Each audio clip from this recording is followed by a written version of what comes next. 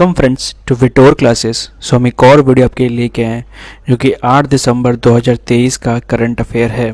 तो चलिए इसे शुरू करते हैं।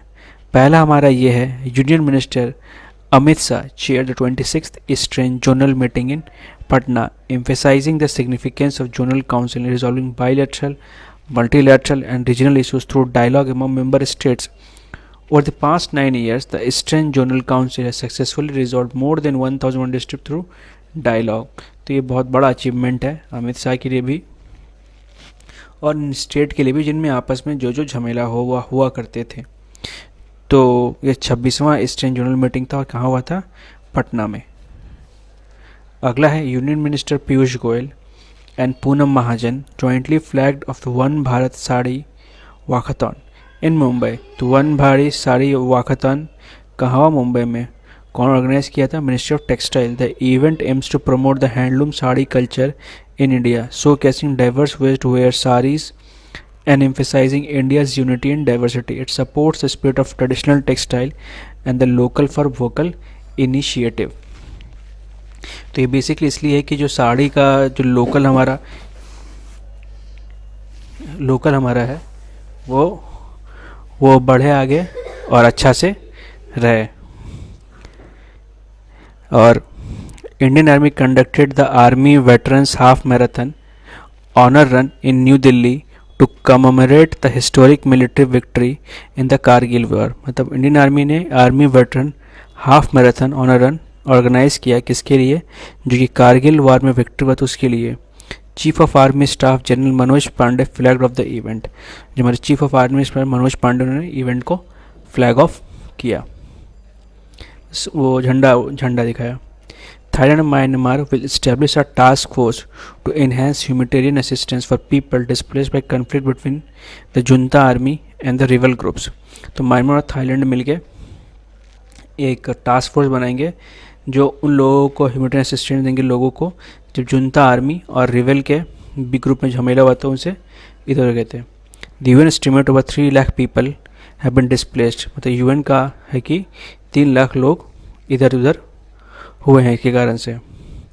The Indonesian ministry of tourism has proposed issuing free entry visa to travellers from 20 countries. The Indonesian ministry of tourism ने प्रपोज किया है कि इशू फ्री वीज़ा करेंगे कि 20 कंट्री के लोगों को, इंक्लूडिंग इंडिया में से इंक्लूडेड है। Human rights day is observe on 10th etch year. Human rights day कब ऑब्जर्व किया था? 10 तारीख को।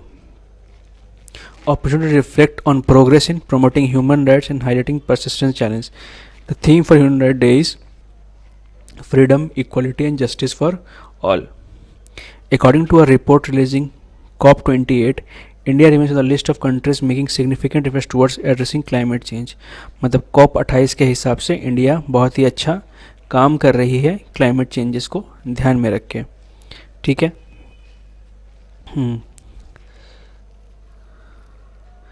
अगला है, फॉर्मर प्रेसिडेंट ऑफ इंडिया, हमारे पूर्व राष्ट्रपति रामनाथ कोविंद ने एक किताब लॉन्च किया है, नए भारत का संवेदा, in New Delhi. The book is compression of speeches by prime minister Narendra Modi on Indian constitution, emphasising its role as guiding code of conduct for the government. तो इस किताब में किसके कौन क्या है?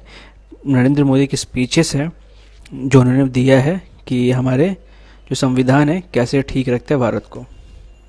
अगला हमारा ये कि A delegation from Uttar Pradesh government will attend the World Economic Forum meeting in Davos, Switzerland. तो डेवोस स्विट्ज़रलैंड में है और उत्तर प्रदेश गवर्नमेंट एक इकोनॉमिक फोरम में मीटिंग अटेंड करेगी जो 15 से 19 जनवरी के बीच में होगा। Delegation will brief delegates on efforts to make UP $1 trillion economy, develop metropolitan towns as sector hubs and promote Lucknow as India first AI city. तो ये चीज़ करने जाएंगे और प्रमोट करने के लिए। Presentation will highlight the state's investor friendly policies and initiative for the well-being of the common people. ठीक है, तो इस तरीके से होगा। और ये भी आप ध्यान रख सकते हैं कि उत्तर प्रदेश के एम्बलम में चिन्ह में 2 मछली है और एक तीर धनुष भी बना हुआ है। ठीक है, तो इन सब चीज़ों को आप ध्यान रखें कि एग्ज़ाम में कुछ भी पूछा जा सकता है। तो अच्छा लगा और देखने में तो please like, comment, share and subscribe. देखने के लिए thank you and all the best for your exams, friends.